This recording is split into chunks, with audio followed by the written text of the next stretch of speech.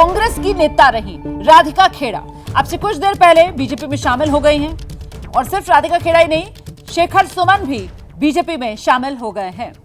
कांग्रेस के निशान पर चुनाव लड़ चुके हैं, कांग्रेस के नेता रहे हैं शेखर सुमन और अब वो भी बीजेपी में शामिल हो गए हैं। तस्वीरें आपके सामने हैं। अनिल बलूनी ने उनको पार्टी में शामिल कराया। संजय मयूख यहाँ पर नजर आ रहे हैं, विनोद तावड़े यहाँ पर नजर आ रहे हैं। तो भारतीय जनता पार्टी के दफ्तर में शेखर सुमन और राधिका खेड़ा दोनों ने कांग्रेस का हाथ छोड़कर बीजेपी का दामन थाम लिया है।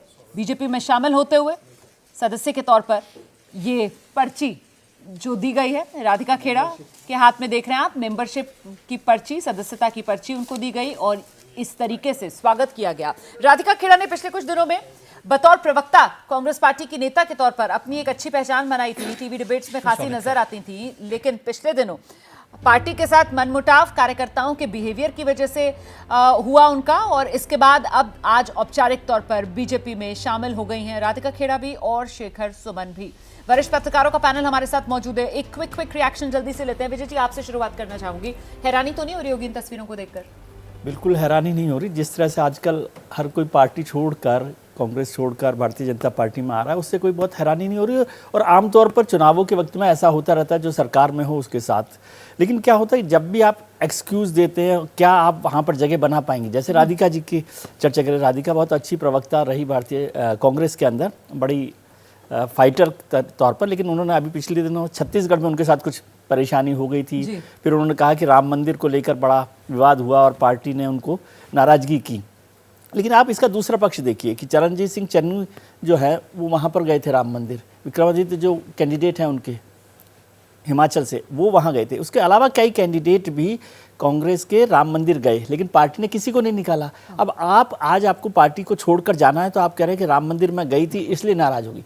आपको कोई एक सॉलिड कारण, आप कोई भी जाए कोई आए, कोई रोक नहीं सकता। बड़ी बात आप कह रहे हैं। मुझे लगता है प्रोफेसर चंद्रचूड़ को आना चाहिए। ये इस तरीके की जो तस्वीरें सामने निकल कर आती है, इससे जमीनी तौर पर मजबूती से ज्यादा मेरे ख्याल से एक परसेप्शन पार्टी के फेवर में बनता है। नहीं, वो तो बनता है और वो इसलिए ये बिल्कुल साफ लगता है कि गति किसकी तरफ है। तो उस गति के हिसाब से आप देखेंगे तो ज़्यादा से ज़्यादा लोग अगर भारतीय जनता पार्टी में आ रहे हैं तो ये बिल्कुल है कि हवा भारतीय जनता पार्टी की तरफ है, गति उनकी तरफ है। सत्ता का एक अपना आकर्षण भी होता है, वो भी एक कारण हो सकता है। लेकिन जहाँ तक मुझे ये लगता है कि लोकतांत्रिक व्यवस्था भी यही है, क्योंकि लोकतांत्रिक व्यवस्था में खुलापन होता है, कोई जटिलता नहीं होती, कोई ऐसी दृढ़ता नहीं होती है। हाँ, विचारों का आदान प्रदान और विचारों में कभी किसी के परिवर्तन आ सकता है। तो मुझे नहीं लगता ऐसा कि इसे कोई बहुत बड़ा, बल्कि इसको तो स्वागत ही करना चाहिए।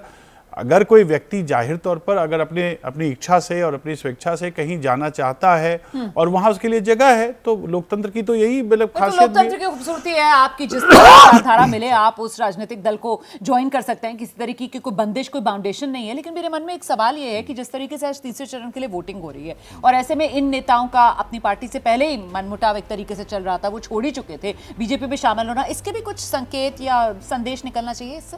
देखिए, इसके संदेश तो अभी अब दोनों साथियों ने बताई है। मैं एक तीसरी बात कहना चाहता हूं जो शायद उपयोगी हो इस जो परिघटना है दल बदल वाली, इसके ऊपर प्रकाश डालने में। एक ज़माने में भारत में दल बदल को नीची निगाह से देखा जाता था। जो दल बदल करता था उसका मजाक उड़ाया जाता था या उसके ऊपर एक मजाक, वो कुछ फिक्रे बनते थे उसके ऊपर, आया राम गया राम वगैरह।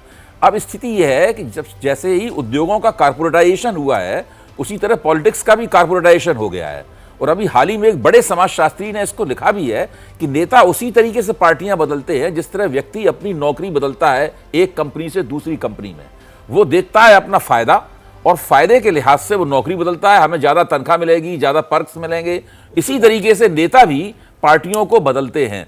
और बिल्कुल ये दोनों चीज़ें आपस में जो ग्लोबलाइजेशन के बाद में, भूमंडलीकरण के बाद में जो हुआ है, वो उस तरह उसका पूरा असर आप राजनीति के ऊपर भी देख सकते हैं। बिल्कुल, और इसी से इस बात को समझा जा सकता है कि कैसे विचारधारा में अगर आप लेफ्ट की तरफ होते हैं तो अचानक से आप राइट विचारधारा वाली पार्टी में शामिल हो जाते हैं और आपको उस तरीके की कोई दिक्कत नहीं आती। ये सवाल लोगों के मन में आता होगा, लेकिन इसके पीछे की वजह क्या रहती है वो मुझे लगता है अभय सर ने बहुत बढ़िया तरीके से दर्शकों को बताया। जैसे ही घड़ी का काटा दोपहर 2:30 पे आए, बबीता जी का दिल सास बहू साजिश के लिए मचल जाए। और ये है इनकी बहू, पूरे दिन ऑफिस की टेंशन हो जाए गॉन जब ये करें अपना फेवरेट शो फ्री टाइम पे ऑन। इनकी तरह आप भी देखिए अपना फेवरेट शो अपने टाइम पर और डाउनलोड कीजिए एबीपी लाइव ऐप अपने स्मार्ट टीवी पर।